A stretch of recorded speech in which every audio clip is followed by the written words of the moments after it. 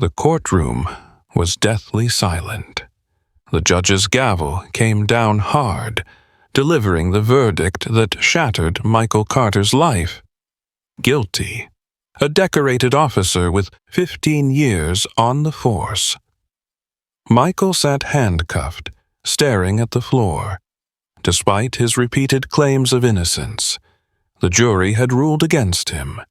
The evidence planted, he was certain, was enough to send him to prison.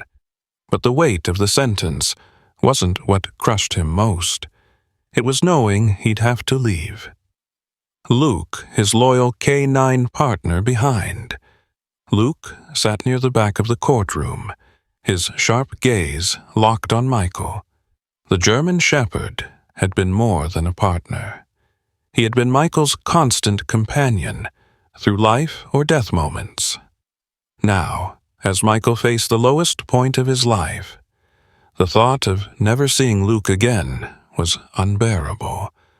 When the judge rose to leave, Michael's voice broke through the tense silence. "Your Honor," he said, his voice cracking. "But before I'm taken away, I have one last request. Please, let me say goodbye to Luke." The courtroom murmured in. Surprised, the judge stopped studying Michael for a long moment. Finally, he nodded, his voice firm but sympathetic. 3 minutes, he said. As soon as Luke was released, the dog sprinted toward Michael, his claws clicking loudly. On the floor, Michael dropped to his knees, pulling Luke into a tight embrace. "I'm so sorry, but buddy," Michael whispered, tears streaming down his face. "I let you down. I won't be there anymore." Luke whimpered, nuzzling into Michael's chest. But then something changed. Luke's body tensed, and his nose began to work frantically against Michael's jacket. He tugged at the fabric, barking sharply. The sudden sound broke the solemn stillness of the courtroom, drawing every eye. "What's the dog doing?" the judge asked, frowning. Luke pulled harder, his sharp barks echoing off the walls. One of the officers stepped forward cautiously and began to check Michael's jacket. The tension in the room became suffocating. Then, with a metallic clink, a small object fell to the floor. It was a recording device. The prosecutor's face went pale. He stepped forward quickly, his voice shaky. "This doesn't prove anything," he snapped, trying to regain control of the moment. But Luke barked again, his alert stance unyielding. The truth was clear. Whatever was on that device mattered. Michael stared at the small recorder, his heart pounding for the first time in weeks. Hope flickered. Could this be the proof he'd been waiting for? Did you feel the power of the bond between Michael and Luke? Imagine what's still to come in this gripping and emotional story. If you want to find out what's on that recorder and how it could change everything, hit the like button and subscribe to the channel. The next thrilling moment is just getting started. The courtroom was frozen in stunned silence. The small recording device lay in the center of the floor, its metallic casing glinting under the harsh fluorescent lights. Luke remained rigid beside Michael, his piercing barks cutting through the room as if demanding someone pay attention. Every set of eyes turned to the object, and the air became thick with tension. "Pick it up," the judge ordered, his voice low but firm. The officer closest to the device hesitated for a moment. Before bending down and scooping it into his hand, he held it up for all to see. Confusion etched across his face. "What is this?" the judge asked sharply, directing his gaze toward the prosecutor, who was already beginning to sweat. The prosecutor cleared his throat, his face pale.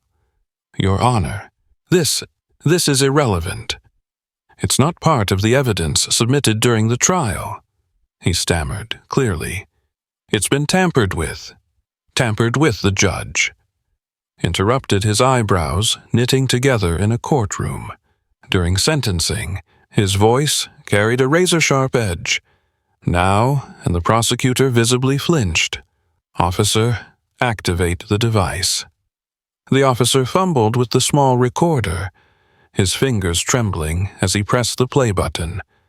A static-filled crackle filled the room, followed by muffled voices. Everyone leaned forward, straining to listen, and then the words hit like a bombshell. "Just plant the evidence," a gruff voice said. "Clear is day.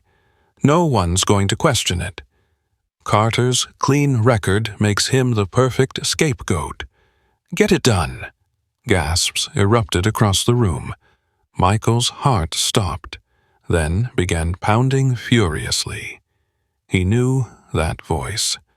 It belonged to someone he had trusted, his former supervisor, Captain Ray Harding.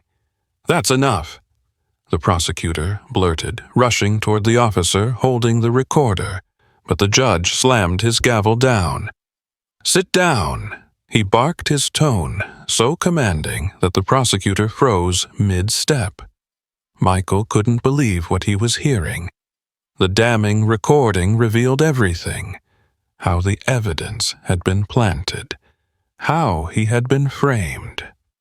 Luke, still sitting calmly at Michael's side, let out a single low growl, as if echoing his partner's silent. Fury, the judge leaned back in his chair, his expression dark. "This trial is not over," he said firmly, addressing the room. "BFFs, escort the defendant back to holding officers. Secure that device. As new evidence, we're reopening this case for the first time in weeks." Michael felt a spark of hope as he was led away. Luke watched him go, his intelligent eyes filled with unshakable loyalty. Michael turned back for one last look at his partner, silently promising himself and Luke that he wouldn't let this injustice stand back in the cold. Holding cell, Michael sat on the hard bench, staring at the blank concrete wall. His mind raced with everything that had just happened. Luke's sharp instincts had uncovered what no one else had proof of: a setup. That recording was his lifeline. But the revelation wasn't just a relief. It was a betrayal. Captain Ray Harding, the man who had mentored him for years, was behind it. Michael clenched his fists, his jaw tightening. How deep did this go? Meanwhile, in the judge's chambers, tension ran high. The judge sat at his desk, replaying the recording on a secure device. The voices were unmistakable.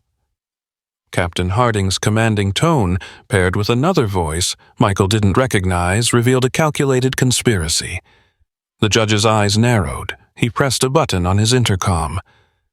"Summon Captain Harding to my office immediately," he said curtly. Outside the courtroom, Harding had been waiting to ensure Michael's sentencing went smoothly, at least for his plan. But when the BFF approached him with the judge's sudden summons, a flicker of unease crossed his face. He rose stiffly, adjusting his tie, and followed the officer down the hall inside the chambers.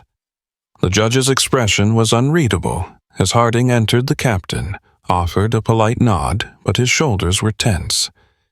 "You called for me, Your Honor?" Harding asked, his voice steady though his eyes flicked nervously toward the recording device on the desk. "I did," the judge replied. Leaning forward, he tapped the recorder with his finger. "Care to explain this?" Harding's facade of confidence faltered for a split second, but he quickly masked it with confusion. "I'm not sure what you mean, Your Honor," he said evenly. The judge pressed play. Once again, the damning words filled the room. Harding's face drained of color, but he recovered quickly. "Your Honor," This is absurd," Harding said, forcing a chuckle. "That could be anyone. You can't seriously think." "I don't think," the judge interrupted, his voice hard. "I act on evidence. And this," he gestured to the recorder, "is evidence of a crime. Multiple crimes. In fact, BFFs before." Harding could respond. 2 BFFs entered the room. Panic flashed in his eyes as they approached him. "What are you doing?" Harding demanded, his voice rising. "You can't. You're being detained for questioning," the judge said firmly. "Until we get to the bottom of this, you're a suspect in the obstruction of justice and falsifying evidence." As the BFFs led a protesting Harding away, the judge leaned back in his chair, exhaling deeply. The web of corruption was unraveling fast, and Michael Carter's story was far from over. The recording's discovery had thrown the entire department into turmoil as Captain Harding was taken into custody. Whispers of corruption spread like wildfire among the officers. Meanwhile, Michael sat in his holding cell, unaware of the storm brewing outside. His thoughts lingered on Luke. The loyal K9 had been the one to uncover the device, and now Michael couldn't help but wonder if Luke could find that. What else could he expose? Elsewhere, Luke was taken to the department's K9 unit for evaluation. Officer Sarah Mitchell, one of Michael's closest colleagues, had volunteered to look after the dog until the case was resolved. Luke seemed restless, pacing in his kennel and occasionally letting out sharp barks that echoed through the otherwise quiet building. "He knows something's wrong," Sarah muttered, watching him from outside the kennel. She crouched down, looking Luke in the eyes. "Don't worry, buddy. We'll figure this out." But as Sarah stood up, her gaze shifted to Luke's nose, which was pressed against the gate, sniffing intently at her jacket. Her stomach churned. Was this behavior connected to Michael's case? Or was she imagining things? She hesitated for a moment before opening the kennel door. "All right, boy," she said, grabbing Luke's leash. "Let's see if you're trying to tell us something." She brought Luke to Michael's locker in the department storage room. The dog immediately began sniffing and pawing at the lower compartment. Sarah's heart raced as she unlocked it and opened the door inside. Beneath a few folded uniforms was a small, unmarked envelope. Her hands trembled as she pulled it out and opened it. Inside were photographs, grainy but damning.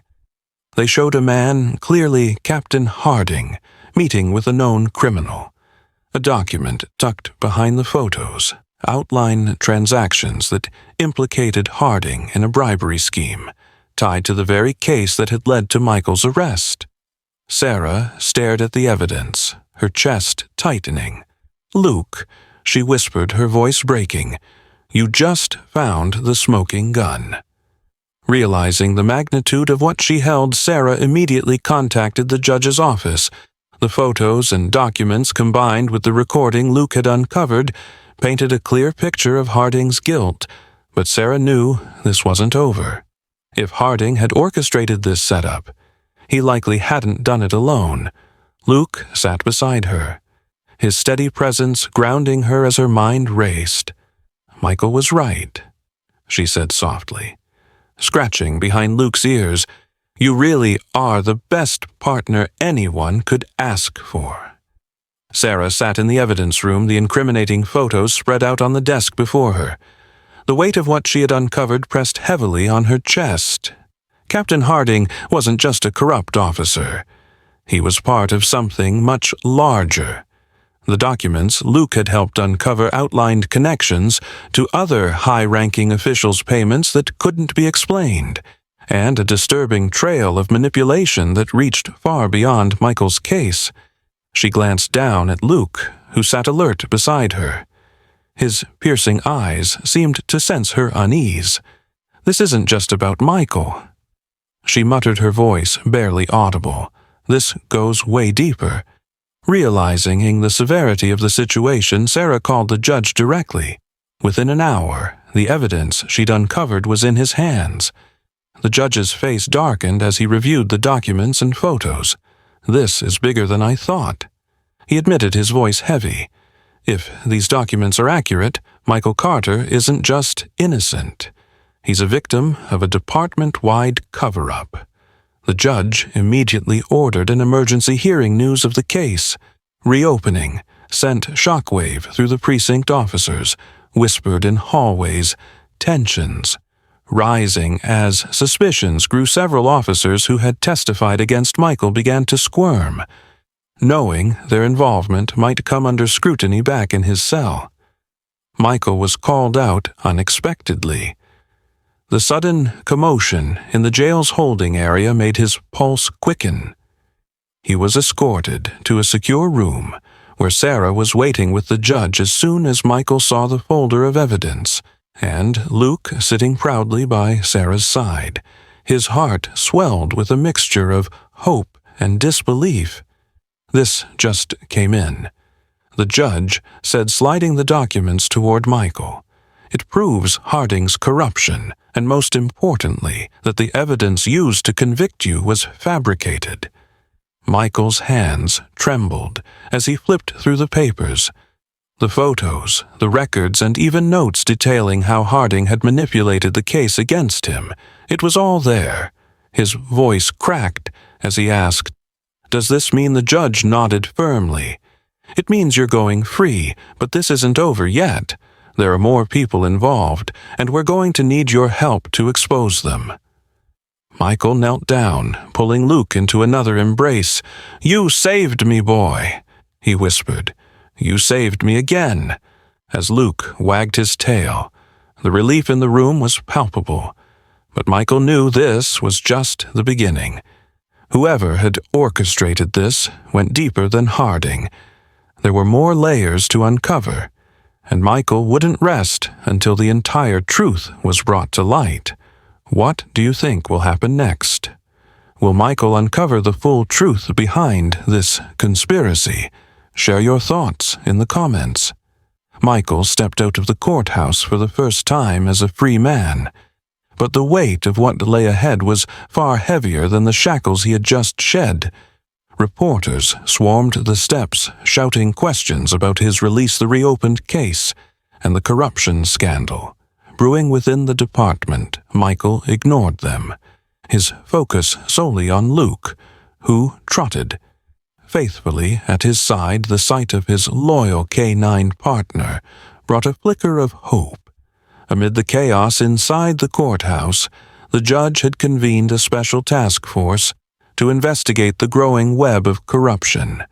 Sarah, now an integral part of the team, was leading the charge. The photos, recordings, and financial records Luke had helped uncover pointed to a sprawling network of bribery and evidence tampering involving multiple officers and even external players. Captain Harding was just the tip of the iceberg, Michael. Sarah said, catching up to him outside the courthouse. "We need your help. No one knows this department better than you." Michael hesitated, his jaw tightening. He had spent his entire career trusting the badge, believing in the integrity of the system. Now that trust was shattered. But as he looked down at Luke, the dog's calm, determined eyes reminded him of why he had joined the force. In the first place, "I'm in," he finally said, "but I'm not doing this for the department. I'm doing it for the truth and for every officer who's still fighting for what's right." The investigation began in earnest. Sarah and Michael worked tirelessly, piecing together timelines, cross-referencing cases, and interviewing officers who had worked closely with Harding. Some were willing to cooperate, but others stonewalled their silence, raising more suspicions. Luke played a surprising role, sniffing out hidden files and leading them to overlooked evidence, during searches of Harding's office and locker one night, while sifting through a pile of old case files. Sarah discovered a list of names, officers, local politicians, and known criminals linked to suspicious payments and unsolved crimes. The deeper they dug, the more dangerous the trail became. It was clear that this wasn't just about Michael's case.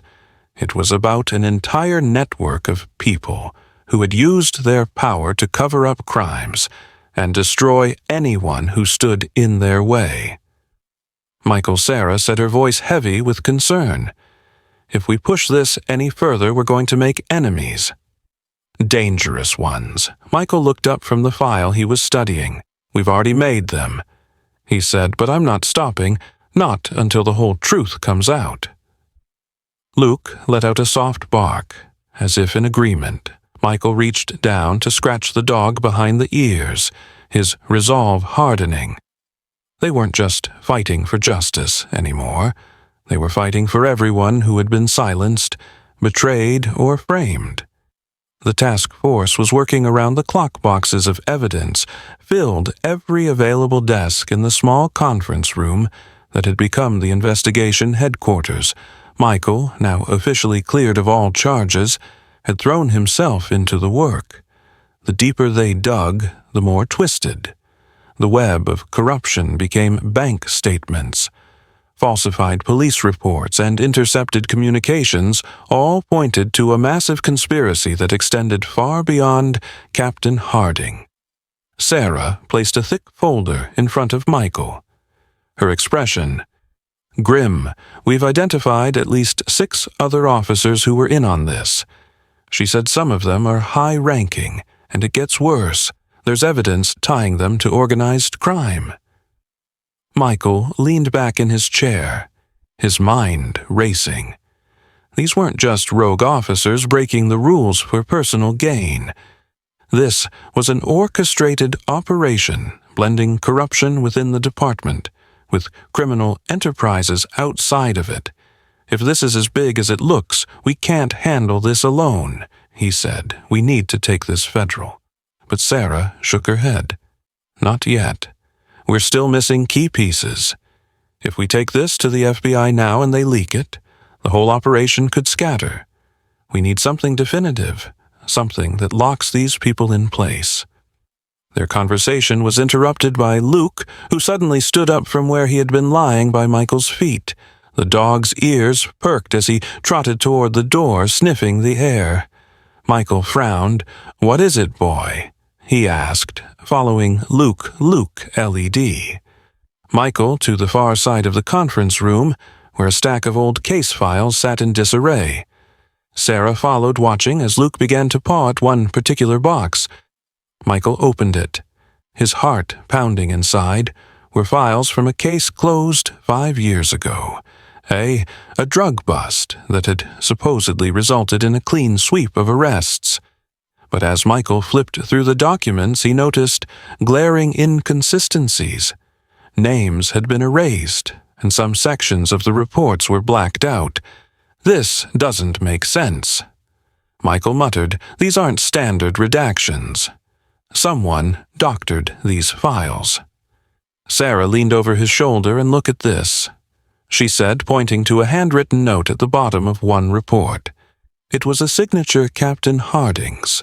The drug bust had been the perfect cover, but the evidence in the box suggested that the operation had been a smokescreen to eliminate rivals in the drug trade while shielding certain criminals who were paying off the department. Michael clenched his fists.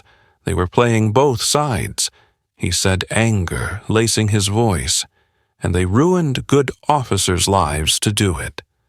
As they continued sifting through the files, Michael's phone buzzed. It was a text from an anonymous number.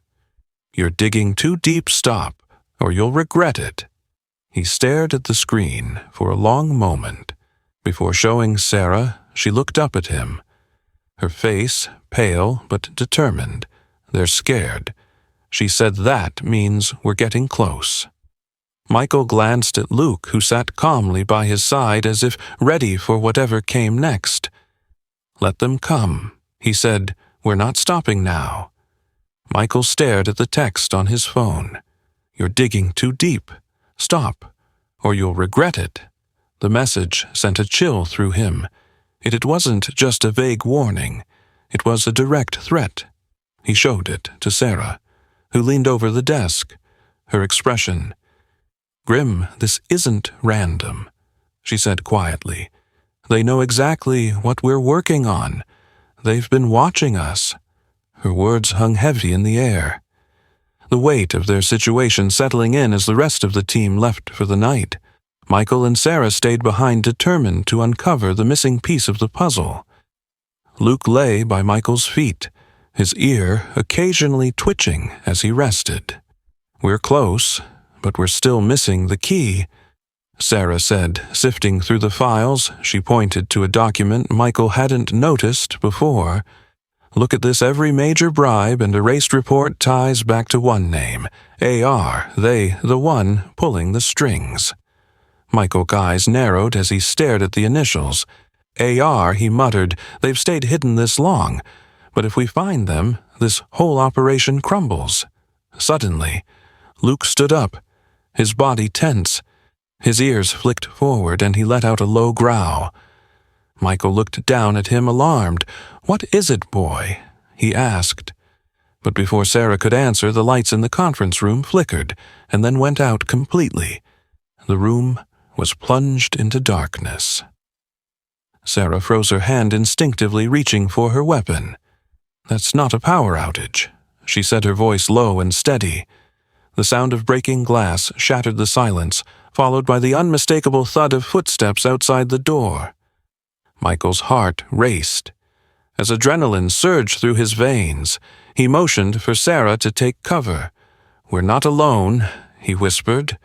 Luke crouched low, his growl deepening, his sharp eyes fixed on the doorway. Whoever had sent the text wasn't bluffing. They had come to stop the investigation. The footsteps grew louder, inching closer. Michael gripped his weapon tightly, his mind racing through the possibilities.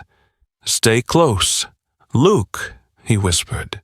Sarah locked eyes with him, her expression resolute. "Whatever happens," she said, "we don't let them win." As the door creaked open, Luke leapt forward, his instincts sharp and ready. Michael steadied his aim, prepared for whatever was about to come through that door. They were under attack, and the fight to expose the truth had just turned deadly. The door burst open, and chaos erupted in an instant. A shadowed figure stepped into the room. Their weapon drawn before they could react, Luke lunged with incredible speed, clamping his jaws onto the intruder's arm. The man let out a guttural scream, dropping his weapon. As he tried to shake the dog off, Michael didn't hesitate. He swept the gun away with his foot and trained his own weapon on the second figure now rushing through the doorway. "Don't move, Michael," shouted his voice, cutting through the chaos. The second intruder froze, their hands raised, but the tension in their stance told him they were waiting for an opportunity to strike. Behind him, Sarah had taken cover and was calling for backup on her radio, her voice steady but urgent. Luke held firm on the first man, growling low as the intruder struggled to call him off. The man yelled in panic. Michael stepped forward, his gun steady. "Called them off first." He shot back, motioning toward the others outside. He could hear more footsteps echoing in the hall, heavy and deliberate, whoever these people were. They hadn't come to negotiate. The man didn't respond, but before Michael could press further, another deafening sound filled the air. Tear gas canisters being thrown into the room. Thick, acrid smoke began to fill the space, stinging their eyes and throats. "We out of time," Sarah yelled, grabbing the files they'd been working on. "We need to move." Michael whistled sharply, and Luke immediately released his grip on the man's arm, retreating back to Michael's side. The team moved quickly. ducking low to avoid the gas as they pushed toward the emergency exit at the back of the room. Gunfire erupted behind them, bullets pinging off walls and furniture. Michael could feel his pulse pounding in his ears as he covered Sarah and Luke firing back to slow their pursuers, bursting through the exit. They found themselves in the dark alley behind the building. Sarah clutched the files to her chest, gasping for air. "We can't go back to the precinct," she said between breaths. "They've compromised everything. They'll be waiting for us." Michael nodded, his mind racing whoever Ark was. They were playing for keeps. But as he looked down at Luke, who stood at his side panting, but unshaken, Michael felt a surge of resolve. "Then we finish this on our terms." He said, "We're not running anymore." The safe house was eerily quiet. Michael, Sarah, and Luke had retreated there after narrowly escaping the attack at the precinct. The small cabin, hidden deep in the woods, was their last refuge. Spread across the wooden table in front of them, were the fill Sarah had managed to save. They contained everything they needed to expose the network, transaction records, names and ties to Ark, the shadowy figure who had orchestrated everything. Sarah flipped through the files, her fingers trembling slightly. "This is it," she said. "If we can get this to the press or federal investigators, they won't be able to cover it up. The entire operation will crumble." Michael nodded, but his eyes stayed fixed on the window. Scanning the tree line, he knew it wasn't over. Whoever had attacked them wouldn't stop until they were silenced. Suddenly, Luke's ears perked and he let out a low growl. His body tensed, and Michael froze his hand, instinctively reaching for his weapon. "They found us," he whispered. Sarah looked up, her face pale but determined. "How? We've been careful." Michael shook his head. "It doesn't matter, they're here." The first shot shattered the stillness, breaking through the cabin's window glass, sprayed across the room as Michael shoved Sarah behind the table for cover. Luke barked furiously, standing his ground at Michael's side. More shots out the attackers. Closing in, Michael took a deep breath, adrenaline flooding his veins. "Stay down," he told Sarah. "Luke and I will hold them off." He and Luke moved in perfect sync as the attackers breached the front door. Michael fired, taking out one of the intruders. Luke lunged at another, his powerful jaws bringing the man to the ground, but the attackers kept coming. Sarah crawled toward the files, grabbing the most important documents and stuffing them into a bag. "Michael," she shouted over the gunfire, "we need to get these out of here now." Michael nodded, his face grim. "Go, Luke, and I will cover you." Sarah hesitated for a split second before slipping out the back door, disappearing into the darkness with the evidence in hand. Michael and Luke held their ground, pushing back the attackers with every ounce of strength they had, just as the last intruder fell. Sirens echoed in the distance. Backup had finally arrived. Days later, the story broke nationwide. Sarah had delivered the files to a trusted journalist, and the resulting exposé brought the entire network crashing down. Arrests were made at every level, from corrupt officers to AR himself, revealed to be a powerful local politician who had been using the police department as his personal enforcers.